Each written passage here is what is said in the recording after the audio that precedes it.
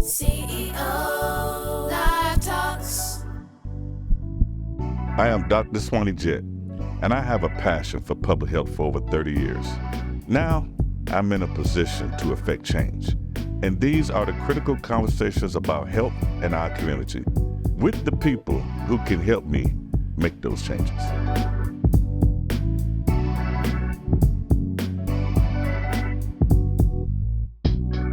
Good afternoon. Welcome to CEO Live Talks. I'm your host, Dr. Swanee Jett. Today I have Dr. Ricky Jones for episode 2.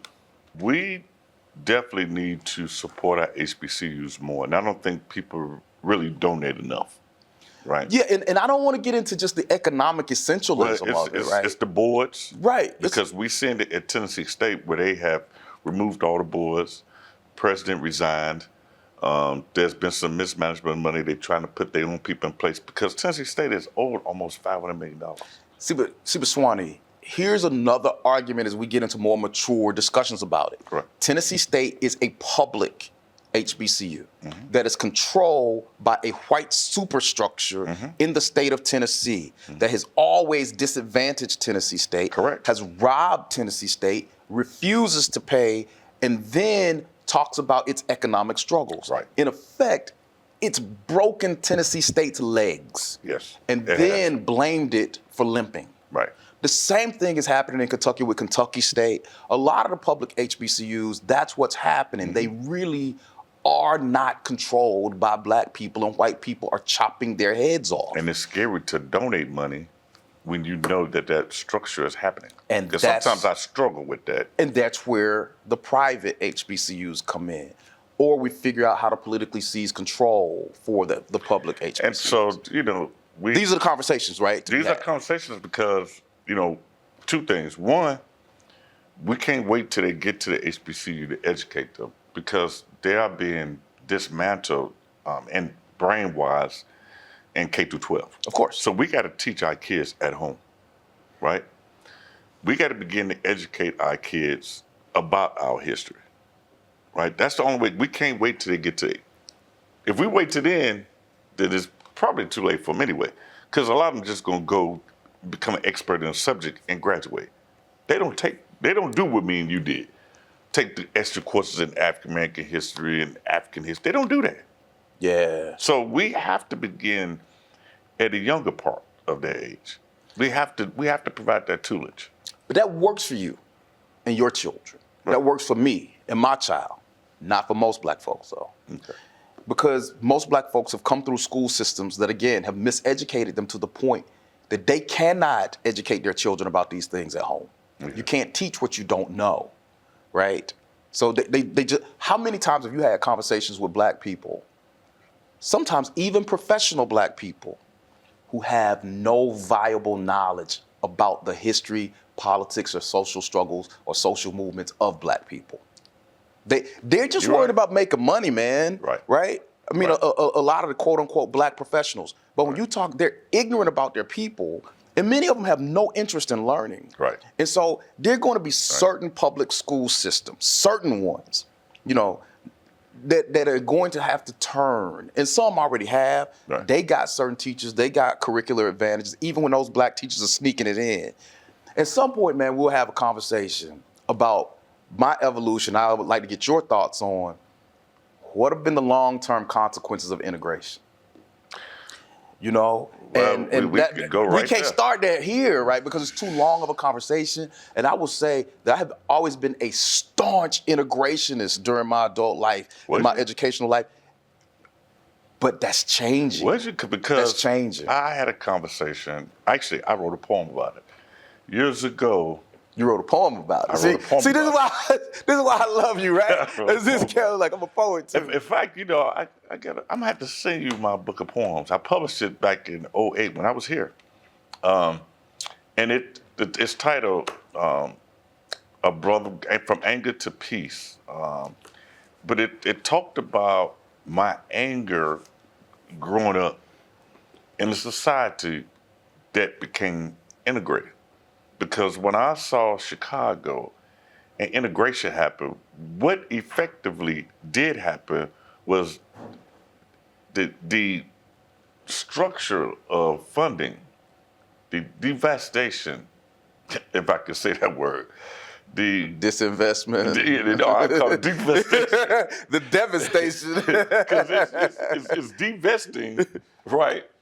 And then it was the devastation afterward. All the money just dried up in the African American community because the African Americans that went to school, that went to college, that were successful, moved out, moved to the white neighborhoods, and then the neighborhoods, the economic capital dried up overnight. The grocery stores left. Then you saw the poverty set in.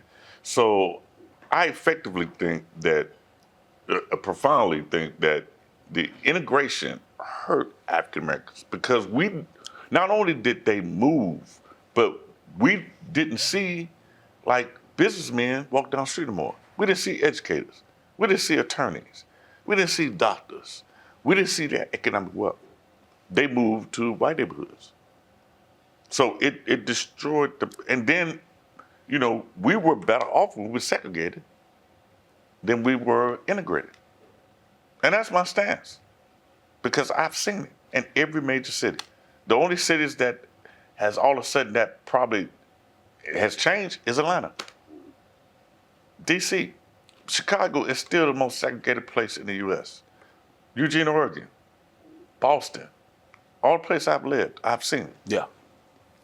So now what's your evolution? Because I was there from a kid. I wasn't there as a kid.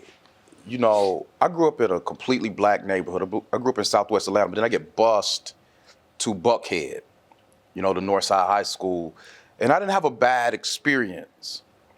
And I was under this belief, a very romantic belief, that we really all could just get along. Right.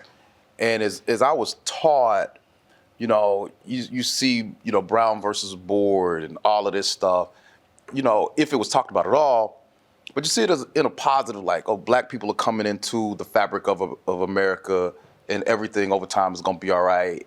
Not overnight, but it's going to be all right. But as I've looked at it over time, the enduring white hostility that we're subjected to is just mind-numbing.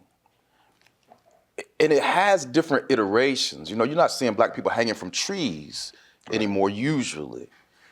But the psychological attacks on them, the economic attacks on them,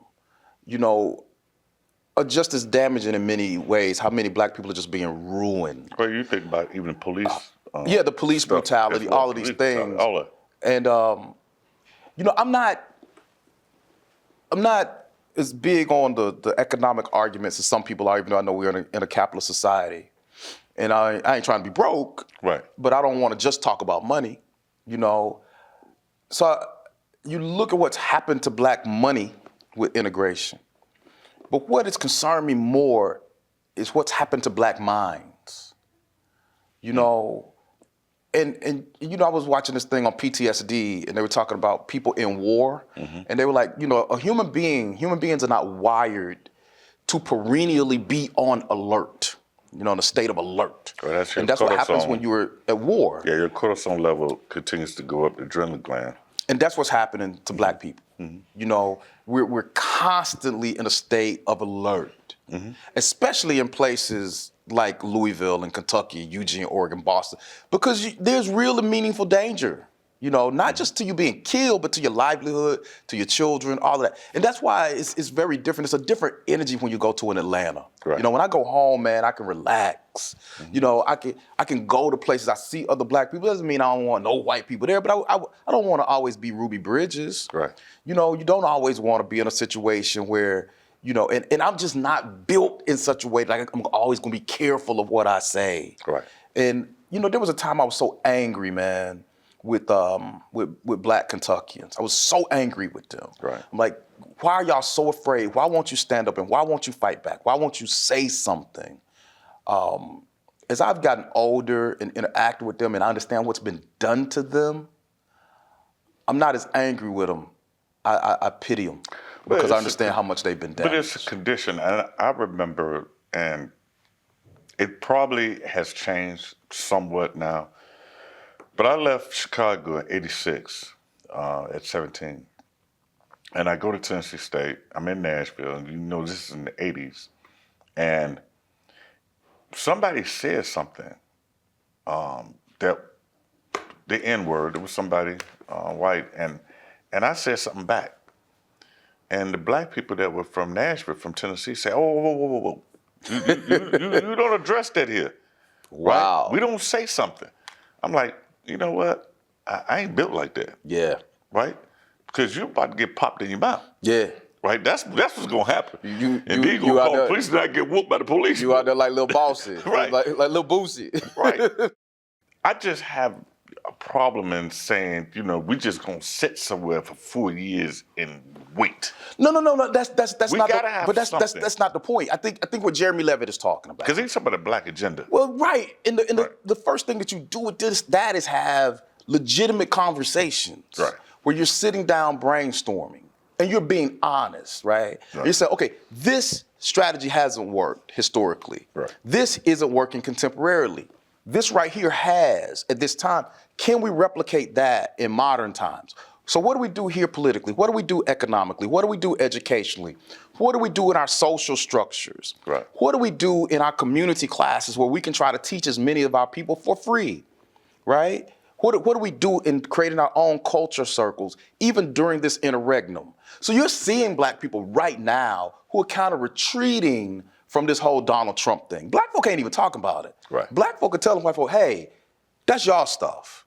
You created it, you deal with it. We're not driving ourselves crazy, consistently engaging this guy and these maniacs that he's putting in position.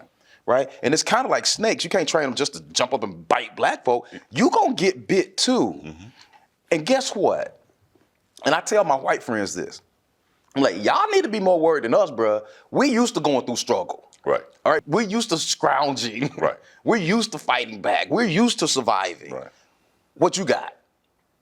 Yeah, resilience. You know what you got? Because we got Right? we got a lot of years of resilience. Yeah, it's our 400 left. plus. So this is a time for us to plot and plan, right? To really, really take inventory. And look, man, all black people aren't going to be involved in that. Well, some of them here's the happy as thing. things are. And when I say the black agenda, because what happened this election is all of a sudden black men, I wouldn't say we were heard, but all of a sudden people want to pay attention. And I don't think we effectively had an agenda. And the reason I say we have to begin from a political standpoint, and you know, we're intellectuals, we're in our 50s. Years ago, Dr. W.B. Du Bois decided he wanted to do something, make some type of change. Now, of course, he had to flee the U.S. That's another thing. But those intellectuals at that time came up with a movement. Now we're at the stage of our life where we need to come up with a movement. We need to have the black agenda. We need to have what we're asking, right? We need to do better than what Dr. King did, right? Because that was an ask. Now it's our time to have an ask. What do we want to see? For our kids, because our kids is coming behind us. We got the intellectual brain problem we can't trust the next generation to have. Here's what's so heartbreaking. Because like people think I hate the University of Louisville, for instance. And I didn't attend the University of Louisville. I'm not a Kentuckian. I'm not a Louisvillian. But I poured so much. I spent my entire career there. Yes. Poured my heart and soul into it. And have seen it over time go up when you talk about racial equality and decency. But been there long enough to see it do this and then drop off. I mean, just drop off a cliff. Do you know how heartbreaking it is to see all the work that you poured into a place eviscerated? That's heartbreaking. Yeah. No, definitely. One of the things that history teaches us when you talk about movements, and you already know this, so we can bring up Du Bois and movements. I mean, Du Bois, one of the only black officer of the NAACP when it's founded. He goes through everything. I mean, he builds the Crisis builds it. magazine. He builds it. He's going hard forever. I mean, Du Bois is a monster. I mean, a gangster. It was a monster. Du Bois won't die, right? Du Bois says when he was 75, his death was practically requested. He keeps on living for another 2 decades. Yep. But what happened to him by the time, everything that he built, every movement that he led, everything that he wrote, he gets to the early 60s and he writes a friend, Grace Goins, research it. And he says, I'm leaving. He and his wife were going to Ghana. Yep, and here's what he says, fight on if you must. But he came to the conclusion, I'm quoting him, he said, Negroes in America cannot win. All right, that's Du Bois. Yep. Now, I'm not taking it as far as Du Bois. Right. I'm not saying Negroes in America cannot win. But I am saying Negroes in Kentucky cannot win. Right. I'm saying Negroes in Utah, in Oregon, in Wisconsin, Ohio, Indiana cannot win. I'm saying if we got a chance, there's certain spaces where we have a little bit of power now that we need to work to build on over generations. And it's not gonna happen in our lifetime, right? We're not gonna be able to seize the state legislature of Georgia or Alabama in our lifetime, Right. But it's possible. We at least got a fighting chance we gotta plant the seed. in those places. That's the conversation I'm interested in having. Right. We got to plant the seed. Yeah. I'm no longer interested in fighting these losing battles here. Right. Because it's pointless. And even the black people here are not interested in fighting those, not in mass. They have been so miseducated, right, that they are virtually useless to our people. They live in fear. And I know you don't like to hear that because you're a hopeful guy. You're from Chicago. You've been hanging out with Jesse Jackson for years. I'm an optimist. And so am I, right? So am I. And I know you're optimistic. I'm an optimist. But I know you've been a realist by saying, this is a lost cause. But I want to at least plant the seed and moving forward and say we need to have an agenda. We need to have a movement. We need to be looking at, and I'm going to quote Rick Ross. He said he was happy the first time when Trump got in office because you need everything to be dismantled so you know what needs to be built. Right? So my defense, I think we need to know what everything is going to be dismantled. So we need to rebuild, but also need to plant the seed for the next generation. Yeah. And I think Kentucky, I still believe, might not be in our generation, but maybe my kids' generation, it'll change. Something's, because everything has to have a breaking point. Just like you saw during COVID, and then the protests happened. This society flipped, right? Now it's going to flip the other way, right? But it has to come back. See, but you overstate well, not you, Swanee, but a lot of people here overstate the substantive impact of the protests of 2020. Well, it wasn't a whole lot of impact, but Here's the thing. What did it do? And let's stick to here. What did it do to change the racial power dynamics in Louisville or Kentucky? Nothing. Nothing. In fact, I did say that. Right. In fact, what it did, it motivated the other side to become much more aggressive. The backlash was immediate. Yeah, it was immediate. That's not new. It didn't happen every place, though. Right. And that's not new when you look at America. That's why I said earlier in our conversation, what I did not understand when I was younger was the enduring viciousness of white resistance to any challenge of their power. Right. That is white supremacy by definition. And so folk get upset, like Bill Lamb's like, this is the worst thing that you can call a white person. I'm like, man, go watch the Jeffersons. George Jefferson called y'all a whole lot worse. Right. I'm just being really honest about it when you look at a mature definition of white supremacy. And so everything that was coming, all these DEI positions are created in 2020. That wasn't that long ago. Right. Now they're dismantling them, disempower. And there was something else that was very, very sophisticated that the white supremacists did. Even when they created those positions, they populated them by and large with some of the weakest, milquetoast, go along to get along black people they could find. One difficult question. Right? Not that the other questions were difficult, but this question might be difficult for you. Right?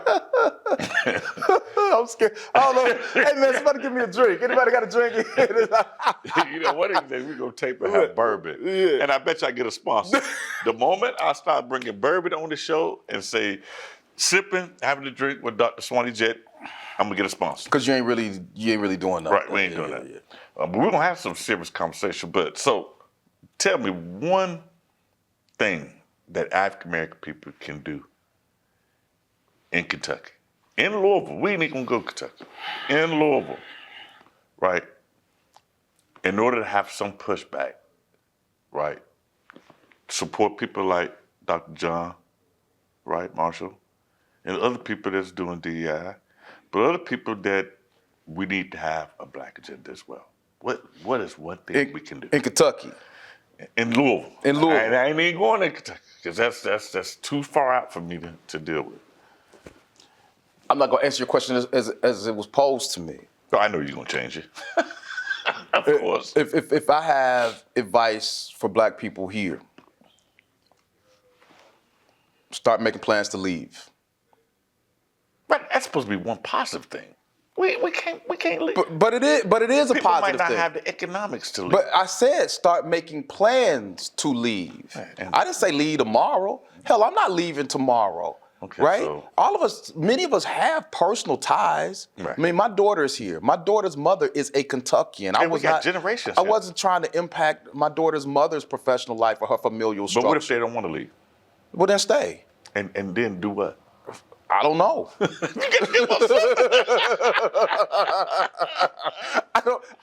I don't think you.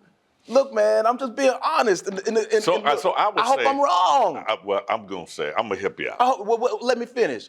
I hope I'm wrong. Okay. But I don't think you have a critical mass of black people in this city or in this state. Because Louisville would like to say, oh, we're different from the rest of the state. No, you're not. Right. No, you're not. I mean, and you can say, oh, well, we're better than the rest of the state of Kentucky. Well, shoot, man, you could be 5'5" in a room full of little people and you a giant. Right. Right. But I don't think this city has a critical mass of black people who are willing to fight back in that way.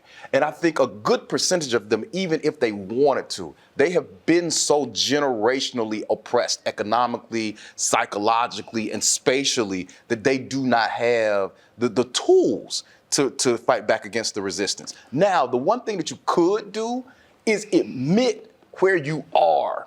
Stop with the denial and then say, how can we build up to resistance for people who want to stay? Right. So again, I hope I'm wrong, man. I hope my daughter rolls me into Louisville when I'm an old 95-year-old man. Roll me into my wheelchair and say, look, Daddy, here, meet Dr. Njoku. He's the black mayor. You know, meet Dr. Johnson. She's the black female president of the University of Louisville. This is what's happened since you left here. And I'm gonna cry, and I'm gonna hug them, and I'm gonna love it. But I don't think it's gonna happen. So, one, I'm going to speak it into existence. It's going to happen. I love your positivity, Jesse. Two, Keep open live. I'm going to call a meeting with the black leaders in the community, Okay. right? And start coming up with an agenda. What's a true ask? So that's my solution, right? And so That's not a solution. That's a meeting. There's a difference. we're going to come up with strategies. You are right.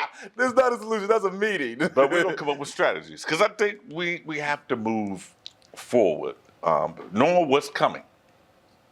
Because there's a lot that's coming, but there's a lot that we can be participatory about and lean forward. We have to be able to lean forward on some key critical issues. So, Well, Swanee, I just want to be clear, man, because I know what you'll do to me. Right. I'm not a nihilist. All right, I'm not a nihilist. You gonna be there. I'm not hopeless. I have great faith. I have great belief that Yeah. black people have a future where we win. right. I just don't think it's gonna be here. That's all. I'm going to bring you in the room. I'm going to keep hope alive. Rainbow Coalition. Reverend Jesse Jackson. And I'll be there just for you, brother. Right. Thank you. This concludes our show for today. Hope you enjoyed. Thank you.